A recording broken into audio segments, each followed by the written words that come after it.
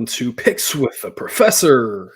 College basketball Tuesday, January 30th. We are approaching February, and of course, everyone knows that after February comes March. So we're getting into the fun part of college basketball. Tuesdays are loaded slates, a lot of great games. We got a couple of them for you here. And then we've got the extended cut. Jake, we're going to talk 4 or 5 extra games, including the plays of the day on the extended cut. I don't know what else. What else should we say at this point? Not much. I mean, we get the extra day in February this year, so maybe a little bit more reason for the conference championships and conference games go a little bit longer. Yeah. We extra day this year. I don't know what that does for us, but here we are. I guess we're making up for the fact that we got shortchanged a quarter of a day, for the last 3 years. So now we're coming back with it. Here's your recap for Week 12.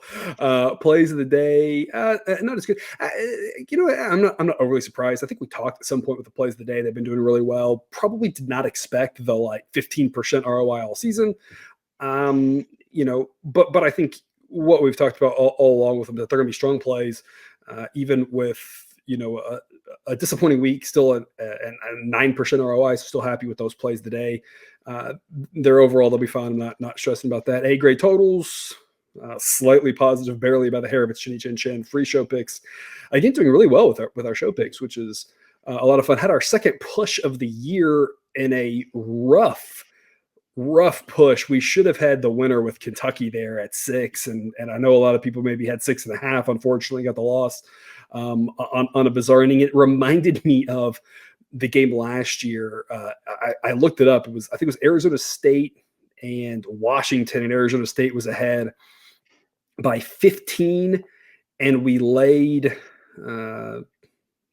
8 with them, and they had the ball with 20 seconds to go, up 15, and gave up 8 points in the last 15 seconds because they missed a free throw, gave up a 3-pointer, fouled the guy, made the free throw, turned it over, gave up another 3. So it might have just been 7 points, but whatever it was, it shouldn't have never happened. And so, it's the way it goes sometimes.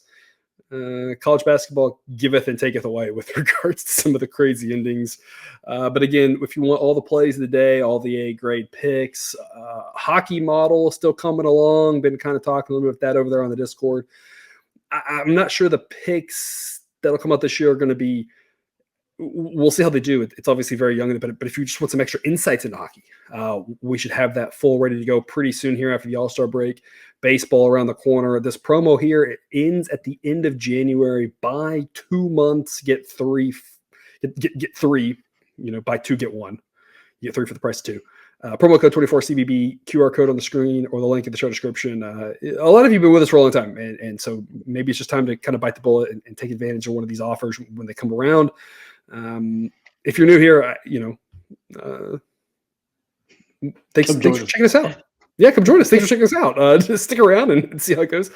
We don't promise, there's no locks in gambling. We don't promise 20 times unit winners or whatever. We're not trying to go for glory. We're just trying to make smart picks and tell you what prices to be made and teach people about good gambling practices and whatnot. So, we think we're a good place to be. Get a lot of information. We'll show you more of that information later. So if you're new, again, thanks for checking us out, and hopefully you enjoy the show.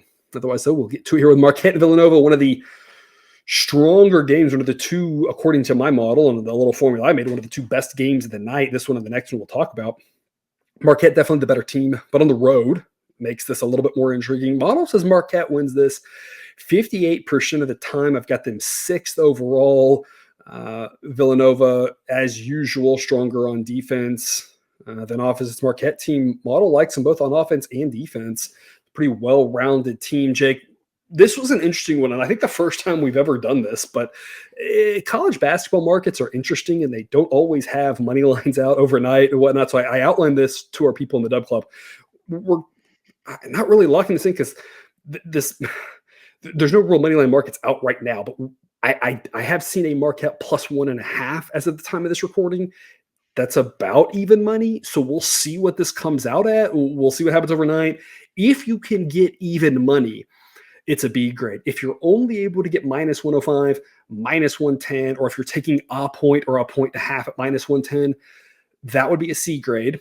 One doesn't happen a ton, so you don't get a lot of value with the one. You start getting value at 2 and above. So this is kind of like a B asterisk. I don't even know what's out there. We're being fully transparent. If we never see even money, this will be officially graded as a C grade pick. If we can see even money on this, this will be a B grade pick. So if you've been with us, we've done like 700 shows. We've never done anything like this, but this is one of the bigger games of the night. We wanted to talk about. We like Marquette. We don't mind minus 105. We don't mind minus 110. We always want to get the best price, though. And the model says there's a little bit more value if you can find even money. So we're recording at a time when the market's not completely out. By the time, if you watch this in the morning, every book out there's got a money line on this, and you'll know. And if you're only able to find minus 105, minus 110, that's a C grade. We still think it's worth the play. We're just going to put a little bit less on it, but if you can find even money or plus odds, that's a B grade. We like it a little bit more there, but we like Marquette either way. Jake, tell us why. Look, I don't I don't know why the Marquette disrespect is happening. They had that weird stretch of like 6 games where they dropped one to Providence on the road and then one to Seton Hall. They got drilled by Providence and then lost to Butler at home.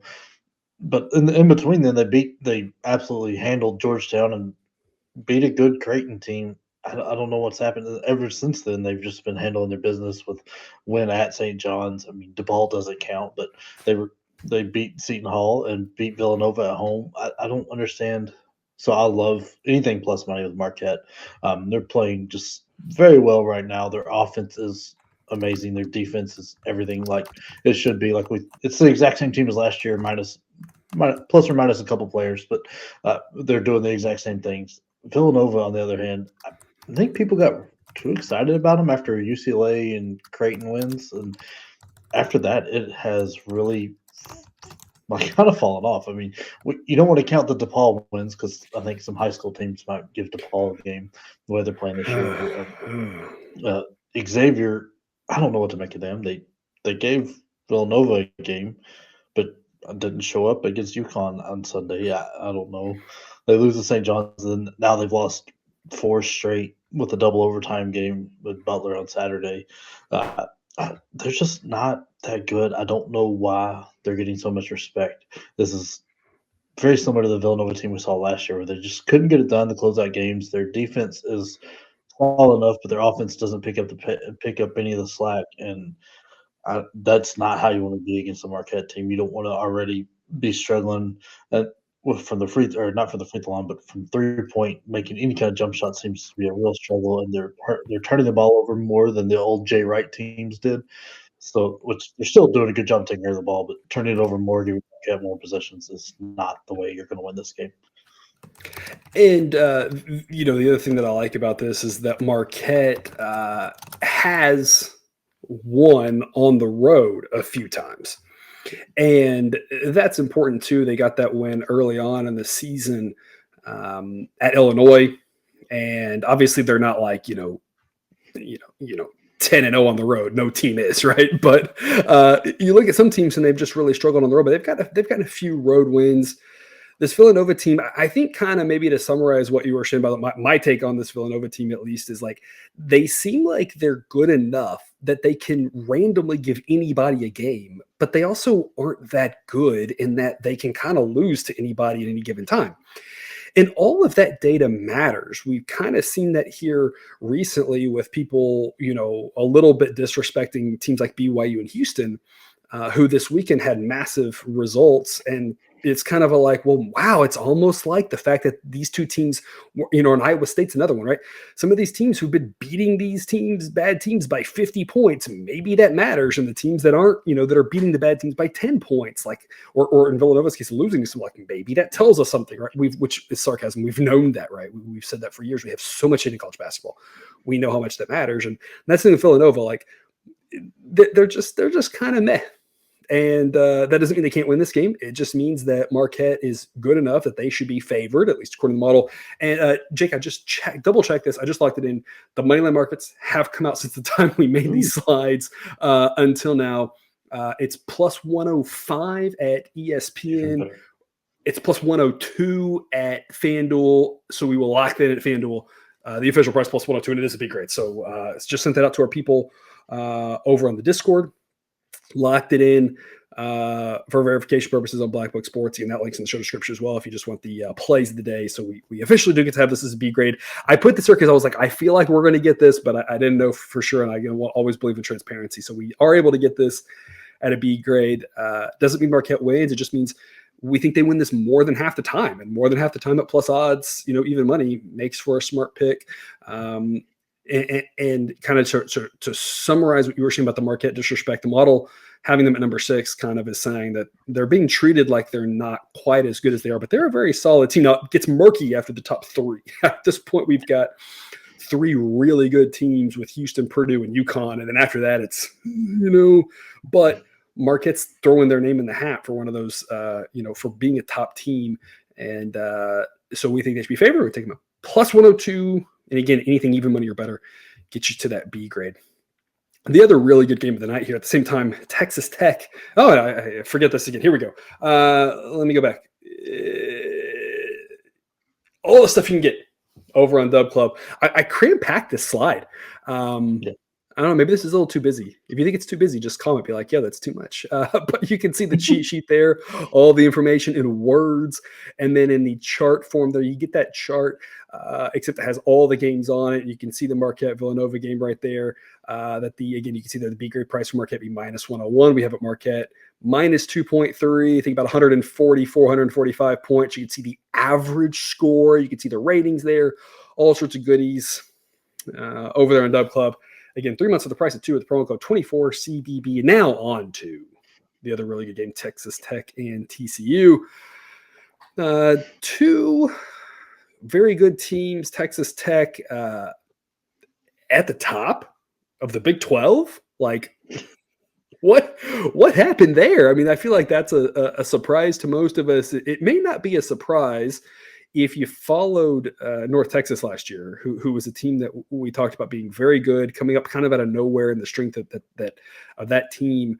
That coach from last year, that's the coach at Texas Tech, and he's been well respected in the industry, doing a fantastic job there at Tech. Lo and behold, their offense is nearing top 10 in the country. It's always very hard to recruit out to Lubbock, Texas. Not a lot going out there in the middle of nowhere. So when coaches have good teams at Tech, I mean, it's just a hats off job to anybody who can do that, and the talent they've had out there in this program the last several years. Multiple coaches, obviously, have done a great job with that program. TCU has been consistently pretty solid the last several years. So this should be a pretty good matchup here. We're not going to talk about the side, though. We're going to talk about the total. Tech plays a little slow, but TCU plays more fast than Tech plays slow. And anytime you have the slower team having a really good offense, if they get sped up at all, they're going to put up a lot of points. We think this game should be priced in the mid 150s. We're going to go over 149.5 A grade. I love that we get the winner on anything in the 150s, and anything in the 150s is what the model says is the most likely. With the better teams, we've tended to go more overs than not. Again, that hasn't held for every single game. And in fact, we do have an under to talk about, an A grade under to talk about in the extended cut. So if you're with some Dub Club, you already know about that, and you'll hear us talk about it. But for this one, we got the over with TCU on Saturday against Baylor in a game that was guaranteed to go over once it got tied towards the end of regulation. And then, of course, the team just decided to play a whole nother basically half of basketball, which was dumb, but whatever, here we are. Jake, what do you like about this over? Look, Texas Tech, for some reason, everybody says they play slow, but Lord, they've scored under 70 maybe 2 or 3 times this year. As fast as TCU wants to play, this game could get on an outrageous pace real quick. And Tech is very, very good. Their offense is it's very similar to Creighton. Creighton technically plays slow, but they're so efficient and they make all their shots, it feels like, and they really clean up from the free throw line, and they get there fairly often. Their defense is fairly solid, but the weaker end of their team, so that's going to help TCU score, because TCU and Jameer Nelson Jr., which, golly, that makes me feel old, is very, very good, very good. Their offense can really get going. They show up every once in a while and just hang a crazy number up there. And then other times they can get slowed down. But the teams that slowed them down are like Houston, who has just an unreal defense, or when they have a stupid night where they can't hit anything like against Hawaii. But they don't shoot that many threes, so the inconsistency won't be there as you have with like teams like Kentucky, who play at a fast pace and should score a lot of points, but they depend so much on the three ball that it doesn't happen. So they're a little more consistent, and I think that's really going to put this over the 150s. I was shocked when we could get 149.5. Yeah, I was too. You mentioned Tech, and they play a little bit slower, but like their offense is so good, you don't see it in the box score because they're so dang efficient. When you go back and look, they've gone over their last 3 games. They've gone over 5 of their last 6. The one under was a Kansas State game that just got a little bit weird and just kind of ground to a halt. And Kansas State can kind of do that to you, and that happens from time to time. But even against Houston, when they struggle to score, they still allowed 77, and that's the sort of thing that TCU can always put up a number like that on you the way they play. And when you look at what Tech has done against some of the faster teams, some of the teams that profile a little bit more like TCU, a team like BYU, that game got into the 160s. Even Oklahoma State, who plays a lot score, they put up 90 on Oklahoma State. The games for them that have gone under have been when they held Vanderbilt to 54. They held North Alabama, I mean, come on, to 57. Like, I'm sorry, but TCU's a little bit better than North Alabama on offense, right? The pace they play just a little bit, right? Like, again, not to say it can't happen. Anything can happen in one game. So, again, if you're new with us, we like to just make sure we give the caveats, right? We're not going crazy on these bet sizes because even though it's an A grade, what that means is it tends to win more than it loses. We tend to have better profits there. So we want to put a little bit more eggs in the basket, but not, we're not going all in on this pick because one team can just get cold or both teams can go cold. And so you never know exactly what's going to happen. But in general, an average type game, a typical game, if these two teams were to play 100 times, you'd expect 30 or 40 of them to play out pretty average run-of-the-mill type games, getting the 150s, because the pace that TCU plays with and the efficiency that Tech has should get you a lot of points. Could be a tight game. Overtime could be in play. That's an extra added boost to the number of points we could expect. Could have some late fouls. So a lot of ways this gets over. A fantastic value pick to go over 149.5. A-grade play for us in Texas Tech and TCU. And that'll wrap up the free show with Miami and NC State. Again, more picks coming on the extended cut, including the plays of the day, side and total variety. But, Jake, this is one of our favorite situations here. We call it the WTF game, wrong team favored. Miami, we're going to take them at plus 132, B-grade pick. Model says they win 52% of the time. Folks, we like to talk a lot about how no model is – or all models are wrong. Some models are useful. We're not to say that we have the exact win percentage here, the exact rankings. Nobody does. That's impossible to have from a statistical standpoint. So in a case like this, when it's 52-48, we just say, hey, it's a coin toss game. Plus 132 for a coin toss game is too good to pass up. Jake, this Miami team has been all over the map. Like, I honestly don't know what to make of them. So I'm really curious your take because you watch more college basketball than I do. I do the math. I try to keep up with college basketball, but I feel like I fail because there's just so many games. But I feel like with Miami, they're either like way overperforming or just miserably underperforming. I have no idea what's happening with them. But then I look at NC State, right? Like number 78, like the ACC's a little bit down. I'm just curious your take on this because I haven't seen as much ACC probably as you have. And so, do we trust Miami on the road? Is this about NC State just not being very good? Where is your faith in this pick? And again, not to say Miami wins, but where are you looking at this going like plus odds? Heck yeah, anything can happen. What is that? What are you seeing to give you that opinion? Like I've been high on Miami, probably a little too high.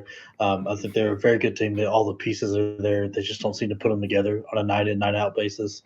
I mean, they've done fairly well. I mean, you saw, especially at home, they have a double-digit win over Clemson, but then they turn around and lose to Louisville at home. So I don't know. They're all over the map. They're hard to predict. But even saying that, I think NC State is being way overvalued here. They are struggling so much more than Miami is. It's just doesn't look that way. They haven't beat Virginia maybe, but there's not too many good wins on that resume. You got Virginia and Wake Forest, and that's it. They've lost, like losses to Tennessee, BYU, Ole Miss, North Carolina, Virginia Tech, Virginia, and Syracuse all in a row right here. They've lost 3 in a row, and their offense just is struggling at times. They really struggle to find a good shot with their effective field goal percentage sub 50. They're shooting 3-point around the low 30s. They don't shoot a ton of them, but still, it's not helping. That they don't rebound the ball. The best thing their offense does is they don't turn the ball over. It's rare that they ever turn over, which kind of isn't great for Miami. But I still think Miami, with the way they shoot the ball, where they can take advantage of NC State, and Nigel Pack is just an incredible player. He will get guys open shots, and it's part of the reason why their effective field goal percentage is up in 56, like ranking in the top 15 in the nation. And they're excellent from the free throw line, shooting about 77%. I think all the little things that help you win games go Miami's way in this matchup, and NC State is just too down right now. I think Miami is such an interesting case here. Sideline has them at number 42. I'm not sure exactly where some of the other models have them, but and number 42, again, that's not a resume. That's not where they should be based off of wins and losses. This is just based off of predictive right now. Everyone who's healthy across the country, the model thinks are the 42nd best team. But if you were to then translate that and say, like, pretend they played like this all season, that would put them at a 10 or 11 seed. I'm wondering if we're just a little bit disappointed on Miami. Maybe the expectation coming into the season was that they would be like a 3 or a 4 seed, and they've done that in the past. They've been up there, and maybe that's why people are down on them, because they thought that. I think what's interesting is a lot of times you can look at how they've done as their against the spread record to help kind of calibrate and see about that. I mean, they're 12-7-1 according to covers. Now that one, obviously, depending on when you got it, maybe they're 12-8 or 13-7, right? But it's not a bad against the spread record for a team that I swear what I've caught on Twitter has been how Miami's just not very good. And again, I don't know, maybe it's just crazy expectations, but if so, then the market adjusted pretty well those expectations, and then they overperformed those. So Miami's just a real interesting case to me. North Carolina State, on the other hand, is 8-11-1 against the spread. So it's not like they've done, particularly well. I don't know. This one's an interesting one to me, why NC State's favored. Maybe the Notre Dame game is jumping out at me a little bit too. The fact that North Carolina State only beat Notre Dame by 2 on the road. I'm like, I don't know. I feel like Notre Dame's just terrible. But, Miami was able to win that game by 12. Maybe you can't do that. You can't just take one game like that and make the comparison for a lot of reasons. But I don't know. In my mind, anytime I see someone like struggling to beat Notre Dame, I'm like, you must not be that good. So that's kind of how I'm viewing NC State. But this one's, like I said, just Miami's fascinating to me because I guess the expectations, the hype coming in, and they aren't that good, but they aren't that bad either, at least relative to the ACC. So, we think, hey, toss up, anything can happen. All these teams in Miami, we think that Miami much more likely to win home, but on the road, like, still think they got a shot. Home court, it doesn't mean nothing, but it's not, every home team hasn't won this year. We've seen a lot of road teams win, and this is one where the road teams got a shot. Plus 132 offers some value if you want to take, 3 points or whatever the market's giving you right now. That's also not a crazy way to play it in case it's tight. But in general, if it's close to 0, I personally like taking the money line just because the personal, like, what's happening at the end of the game. Like, do I want them to score a 2 or a 3 or whatever? I like my incentives to be aligned with the teams, unless I'm getting or giving enough points where it kind of doesn't matter. So plus 132, be great on Miami. Jake, that is our free show, the extended cut, coming up shortly. But before we get to that, do you have any parting words for the viewer here as we are now into week 13 of what I believe is an 18-week college basketball season before we hit March Madness?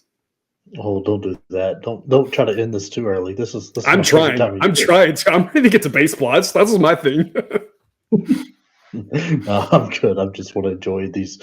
I mean, like, we've got a huge Saturday coming up this weekend with Duke, North Carolina, Tennessee, Kentucky. I think it's Purdue, Wisconsin on Saturday too. Tons of great games.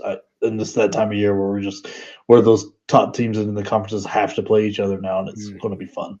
Yep, very well said. All right, got the musical interlude coming. Hopefully with us on Dub Club. Again, sign up, link in the show description to join us, get that extended cut. And if you're with us there, stay tuned because we have a lot more coming. Otherwise, we'll see you tomorrow.